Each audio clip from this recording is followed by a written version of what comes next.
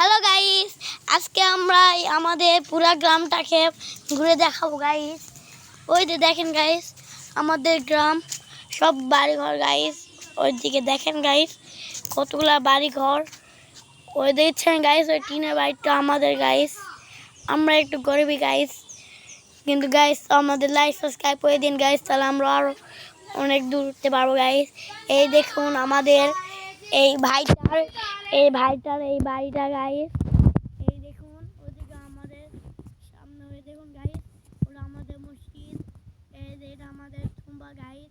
এখান থেকে আমরা পাই, এখান থেকে গাইস এখানে একটা ঘরে